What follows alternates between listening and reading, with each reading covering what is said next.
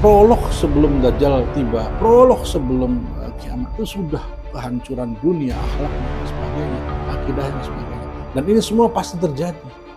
Kaum muslimin menjadi tiga, sepertiga mati, terbunuh syahid, sepertiga lari dan murtad, sepertiga menang.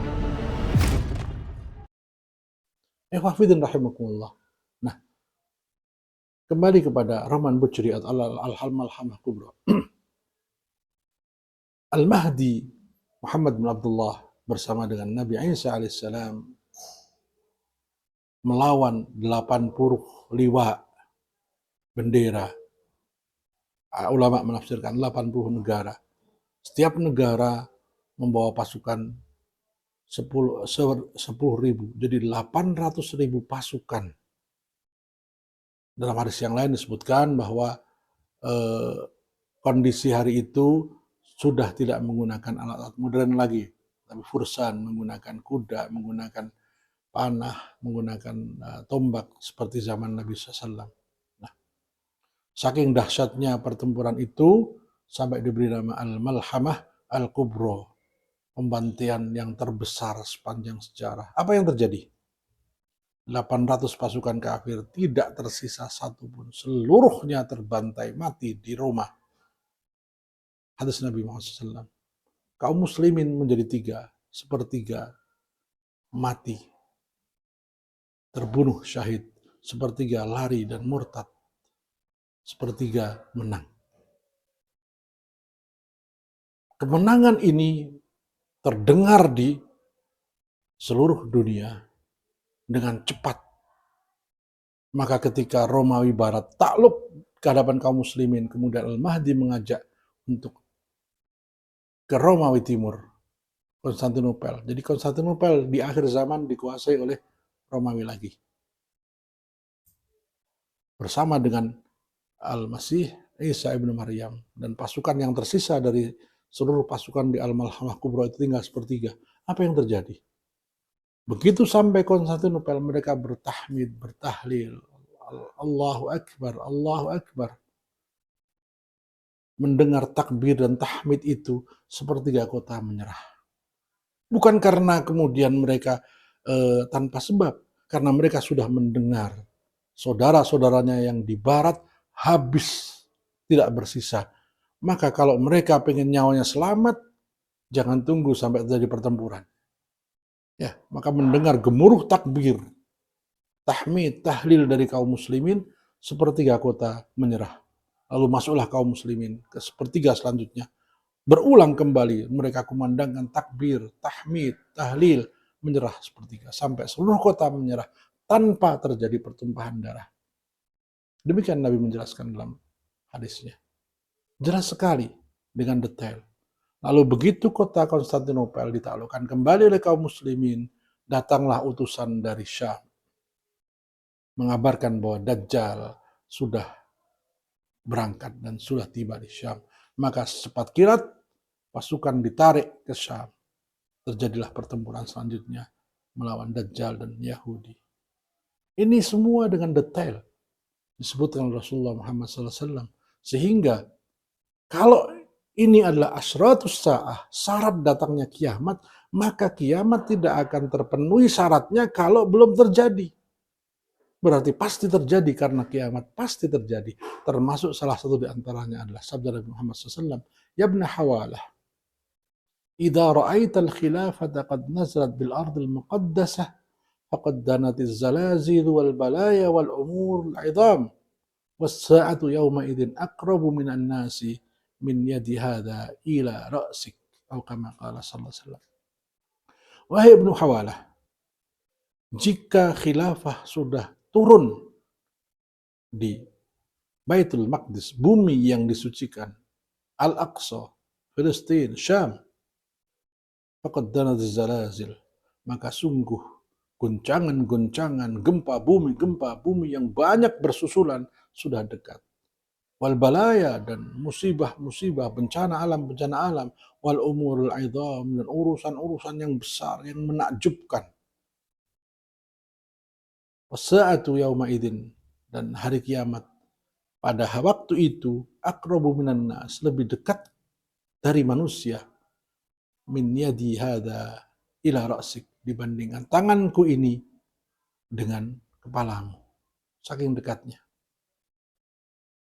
Rasulullah SAW mengatakan, kiamat apabila khilafah sudah turun, bukan berarti kemudian turun kemudian kita diam menunggu turunnya seperti turunnya hujan, tidak. Karena khilafah itu sendiri adalah rahmat, karunia dari Allah Subhanahu wa taala. Bahkan sang khalifah itu Al-Mahdi diperbaiki oleh Allah hanya dalam waktu 1 malam. Beliau sendiri tidak tahu kalau dia akan menjadi khalifah. Ini karena memang saking luar biasanya kondisi kaum muslimin. Perbaikan hari itu, perbaikan yang luar biasa. Dalam hadis yang lain disebutkan tentang fitnah Duhaima yang menjadi pengantar sebelum datangnya kiamat dan datangnya Dajjal. Rasulullah SAW sabda, "Tsummal fitnatu Duhaima." Kemudian datanglah fitnah Duhaima yang disebutkan, la tada'ul muslim mu'minu illa latamathu. Ya, fitnah Duhaima itu tidak menyisakan satupun orang mukmin kecuali tertampar. Nah, ulama mengatakan fitnah Duhaima adalah fitnatul fikrah, pemikiran, al-ideologi. Ya. Jadi bukan fitnah sebelumnya, sarra atau fitnah akhlas. Ya. Fitnah Duhaima ini fitnah pemikiran. Di antaranya karena tidak lagi diterapkannya syariat Islam, sehingga kaum muslimin diatur dengan aturan yang bukan syariat Islam. Ekonominya ekonomi riba, ya, semuanya serba bukan syariat Islam, sehingga la tada'ul muslimu illa latamat, la tada'ul mu'minu illa latamathu, la tada'ul mu'mina illa latamathu. Tidak menyisakan satupun orang mukmin pasti tertampar. Hari ini siapa yang tidak terkena debu riba?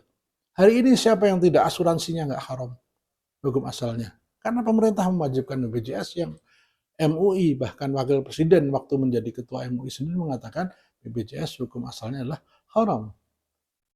Ini fitnah Duhaima. Nah, fitnah Duhaima itu yang pertama, tidak meninggalkan seorang mukmin kecuali akan tertampar. Yang kedua, saking ganasnya itu fitnah, yusbihur rajulu fiha mu'min wa yumsi kafiran. Paginya masih mukmin, sorenya sudah kafir. Kafirnya ini bukan kemudian ganti KTP jadi Nasrani, tidak, karena banyak pembatal keislaman yang mereka langgar.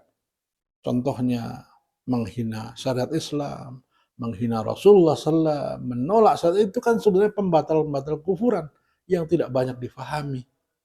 Al-istihza' bidinillah, mengolok-olok agama Allah. Ini semua menyebabkan kekafiran, walaupun dia masih sholat, walaupun dia masih zakat dan puasa. Ulama sepakat. Nabi dalam Allah SWT dalam surat At-Taubah ayat 64, 65, 66 menyebutkan, la ta'tadiru qad kafartum ba'da imanikum. Tak perlu lagi minta ampun, tak perlu minta maaf. Kalian telah kafir. Ya, sebelumnya kalian beriman. Itu menghina abillahi wa ayatihi wa rasulihi kuntum tastahzi'un. Pantaskah kalian dengan nabinya, dengan ayat-ayatnya, dengan Allah kalian bermain-main dan mengejek. Nah, hari ini kita lihat begitu marak dan tidak merasa bersalah, padahal itu adalah mengeluarkan dari Islam. Bayangkan ketika Abdullah bin Ubay dan teman-temannya mengatakan, kami tidak pernah melihat sekelompok orang yang paling rakus kalau makan, tapi paling penakut kalau perang, melebihi orang-orang ini. Maksudnya Nabi dan para sahabat itu sudah membuat murtad, apalagi hari ini dengan kalimat-kalimat yang jelas-jelas melecehkan Al-Quran, melecehkan Allah SWT dan Rasulullah Muhammad SAW. Itu yang kedua. Yang ketiga, sampai terjadilah fustatani, dua tenda, dua parit, dua kelompok. Fustatul iman la nifaqa fihi, wa fustatul nifaq la imana fihi. Ya. Kelompok iman tidak tersisa lagi. Tidak ada lagi kemunafikan, dan kelompok munafik tidak ada lagi keimanan. Nah, para ulama mengatakan itu saat datangnya Isa alaihissalam, di mana beliau jelaskan kesalahan Nasrani, Yahudi, maka yang beriman, beriman, yang kafir, kafir. Lalu Nabi melanjutkan, kalau itu sudah tiba, maka esok harinya Dajjal tiba. Jadi, prolog sebelum Dajjal tiba, prolog sebelum kiamat itu sudah kehancuran dunia, akhlaknya dan sebagainya, akidahnya dan sebagainya. Dan ini semua pasti terjadi. Tidak bisa tidak, karena itu merupakan syarat datangnya kiamat.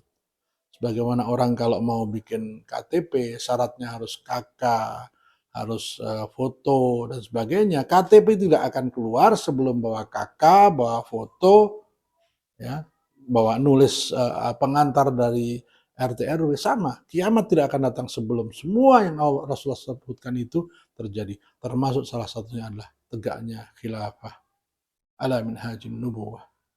Kaum muslimin yang rahmati Allah SWT, sebagai penutup, kadang kita tidak sadar bahwa di saat kita tahiyat, at-tahiyat,